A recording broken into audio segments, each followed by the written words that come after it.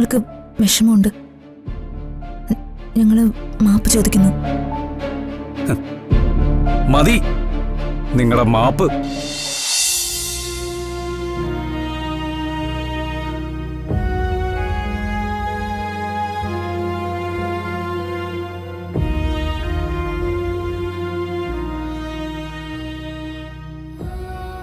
രാജു, ആ ഫോണിൽ തന്നെ.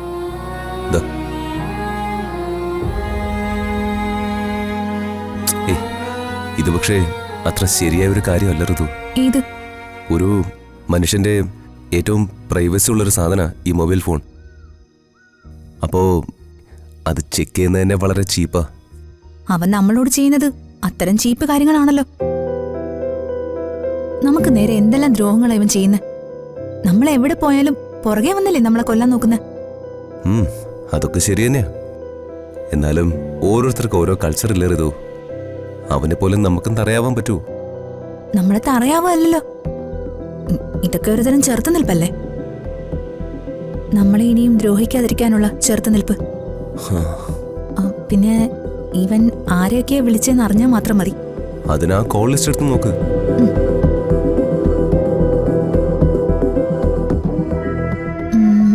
ഇതിനകത്തെ ഒരു മിസ്ഡ് കോളും ഉണ്ട്, പിന്നെ മെസ്സേജും ഉണ്ട്. അത് കാണുമല്ലോ. അവന്റെ ഫോൺ നമ്മുടെ കസ്റ്റഡിയിലായിരുന്നല്ലോ. അവസാനമായിട്ട് പോയ കോള് നോക്കി. ലാസ്റ്റ് പോയിരിക്കുന്നത് ഒരു നെറ്റ് കോളാ. അതാരുടെ? നന്ദന. ലാസ്റ്റ് പോയിരിക്കുന്ന ഒരു നെറ്റ് കോളാ. അത് നന്ദനയ്ക്ക്. നന്ദന? ഈ പേര് ഞാൻ എവിടെയോ കേട്ടിട്ടുണ്ടല്ലോ. അതുപോട്ടെ, വേറെ ആരൊക്കെ വിളിച്ചിട്ടുണ്ടോ നോക്ക്. ഇല്ല, പിന്നെ ആരെയും വിളിച്ചിട്ടില്ല. പിന്നെയുള്ളതൊക്കെ യെസ്റ്റർഡേ കോൾസാ. ദേ മതി. ആ ഫോണിൽ അവന് ഒത്തിരി പ്രൈവറ്റ് തിങ്സ് കാണും. നമ്മൾ അതൊന്നും ചെക്ക് ചെയ്യാൻ പോണ്ട. പോലീസുകാരായ നോക്കില്ലേ? നമ്മൾ പോലീസുകാരല്ലല്ലോ ഋതു. ഇവൻ ഇത്ര അത്യാവശ്യപ്പെട്ടു പോയി വിളിക്കണമെങ്കിൽ ഈ നന്ദന ആരായിരിക്കും? അതേ, ഞാൻ കണ്ടുപിടിക്കും. സൈബർ സെല്ലിൽ എൻ്റെ ഒരു ഫ്രണ്ടില്ലേ, മിസ്റ്റർ രാജീവ്. ഞാൻ പറഞ്ഞിട്ടില്ലേ? ഞാൻ കേട്ടിട്ടുണ്ട്. ആ അനന്തനെ പൂട്ടാൻ അയാളല്ലേ നമ്മളെ സഹായിച്ചത്? അയാള് മാത്രമല്ല, വേറെ 1-2 പേരുകൂടി ഉണ്ട്. എന്തായാലും ഇനിയും ഇവനിങ്ങനെ വെറുതെ വിടരുത്. ഇവൻ ചെറുതായിട്ടൊന്നും അല്ല നമ്മളെ ഉപദ്രവിക്കുന്നത്. അതിനുള്ള ശിക്ഷ അവന് കൊടുത്തേ പറ്റൂ. നമുക്ക് നോക്കാം, വാ.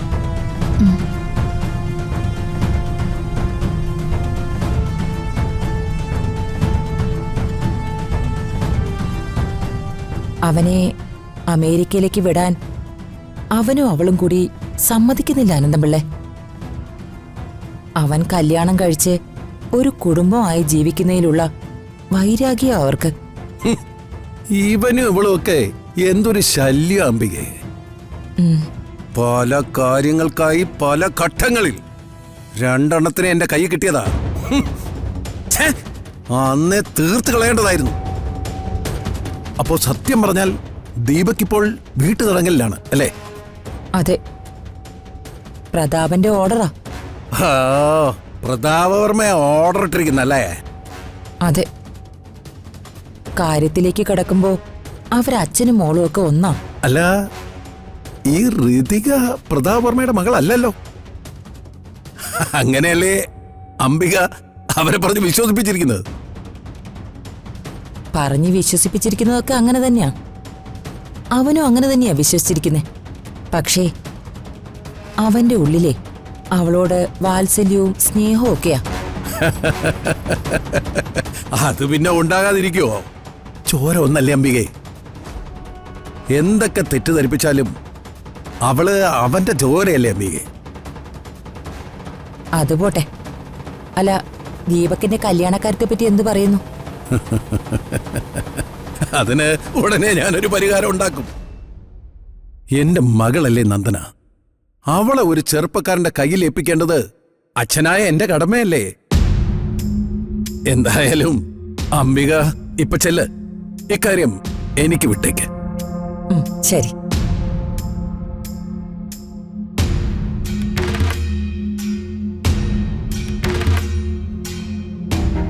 ശിവകാമി, ആ അണ്ണാ, ഹാ നിനക്ക് വിശേഷങ്ങളൊന്നും ഇല്ലല്ലോ അല്ലേ? പ്രത്യേകിച്ച് ഒന്നുമില്ലണ്ണാ.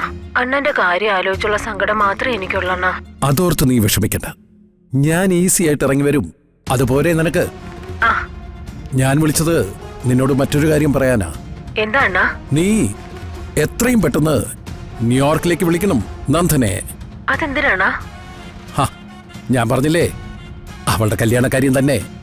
എത്രയും പെട്ടെന്ന് നീ അവളോട് നാട്ടിലെത്താൻ പറയണം. മുംബൈയിൽ നിന്ന് നീ നാട്ടിലേക്ക് വരണം. ആ ശരി അണ്ണാ, വരാം. ശിവകാമി, നീ എന്റെ കാര്യം ആലോചിച്ച് ടെൻഷൻ അടിക്കുകയോ വിഷമിക്കുകയോ ചെയ്യരുത്.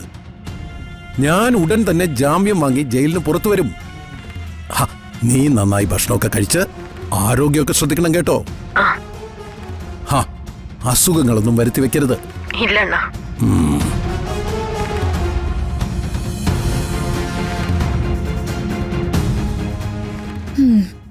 ആ ഫോണും പോയി, പഴയ നമ്പരും പോയി. ഏയ് നമ്പർ പോയിട്ടൊന്നുമില്ല. അതിലേക്ക് വിളിച്ചാ റിങ് ചെയ്യുന്നുണ്ട്. അത് വല്ല എററും ആയിരിക്കും.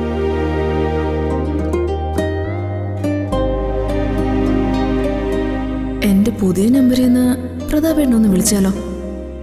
സത്യം പ്രതാപേട്ടനും അറിയണ്ടേ? ഇങ്ങനെ ഒരു ചതിയിൽ പെടാതിരിക്കാനുള്ള ഉത്തരവാദിത്വം ഞാനും കാണിക്കണമല്ലോ. വിളിച്ചേക്കാം. ഋതുമോളോ രാജു ആയിരിക്കാം. ഹലോ അമ്മേ, ഞാന്. ആ പറയൂ മോളെ. പ്രശ്നം അങ്ങനെ തന്നെ നിൽക്കുകയാണല്ലോ അമ്മ. അതെ, എന്താ ഇപ്പൊ ചെയ്യാ? നീ രാജുവിനോട് പറഞ്ഞു അവള് മുങ്ങിയ കാര്യം? പറഞ്ഞു അമ്മേ.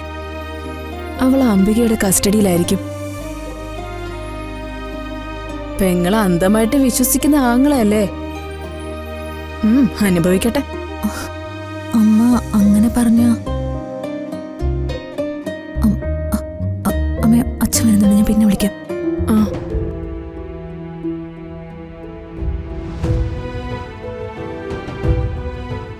ആരായിരുന്നു ഫോണില്? വീട്ടിൽ നിന്ന് അമ്മയാ. അമ്മയോ? അത് രാധമ്മ അച്ഛ. ഓ പിന്നെ വിളിക്കുന്നുണ്ട്. എടുക്ക, ഞാനൊന്ന് പാർട്ടി ഓഫീസിൽ പോയിട്ടാ. രാധമ്മ. ഹലോ. ആ മോളെ, പെട്ടെന്ന് ഇവിടെ വരെ ഒന്ന് വരാമോ? പിന്നെ തനിച്ച് വന്നാ മതി. പിന്നെന്താ, ഞാൻ വരാലോ. രാജു, ഞാനൊന്ന് വീട് വരെ പോയിട്ട് പെട്ടെന്ന് വരാം. രാധമ്മയ്ക്ക് എന്തോ ഒരു കാര്യമുണ്ടെന്ന്. ആ ഞാനും വരാം. വേണ്ട, ഞാൻ ഒറ്റയ്ക്ക് ചെന്നാ മതി എന്നാ പറഞ്ഞത്. ഞാൻ പോയിട്ട് വരാം. ശരി.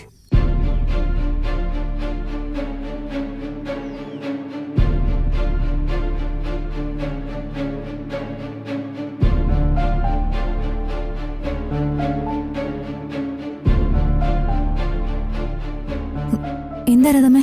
മോളെ, ഹരീഷും ശ്രീലക്ഷ്മിയും തമ്മിലുള്ള പ്രശ്നം ഇനി ഇങ്ങനെ നീട്ടിക്കൊണ്ടു പോകാൻ പറ്റില്ല.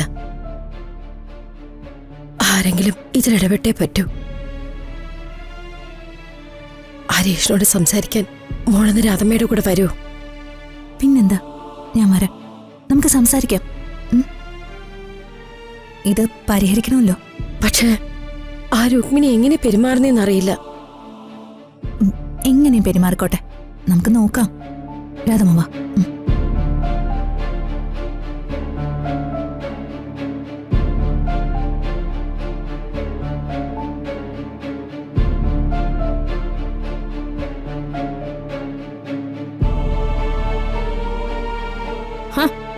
മരുമോളം കൂട്ടി വീട് കയറി തല്ലാൻ വന്നതാണോ? തല്ലാനും കൊല്ലാനുമുള്ള അവസരം ഉണ്ടാക്കി തന്നത് ഞാനാണല്ലോ. കാര്യം മനുഷ്യര് തമ്മില് പല അഭിപ്രായ വ്യത്യാസങ്ങളുണ്ടാകും. എന്നാലും അവരെ കൊണ്ട് രുക്മിണിയെ തല്ലിച്ചത് ഒട്ടും ശരിയായില്ല രാധമ്മേ. രുക്മിണിയെ തല്ലാൻ ഞങ്ങൾ ആരും അവരോട് പറഞ്ഞിട്ടില്ല. ആന്റിയെ തല്ലിയത് ഞങ്ങൾ പിന്നീട് അറിഞ്ഞത്. അതിൽ ഞങ്ങൾക്ക് വിഷമമുണ്ട്. ഞങ്ങള് മാപ്പ് ചോദിക്കുന്നു. മതി നിങ്ങളുടെ മാപ്പ്.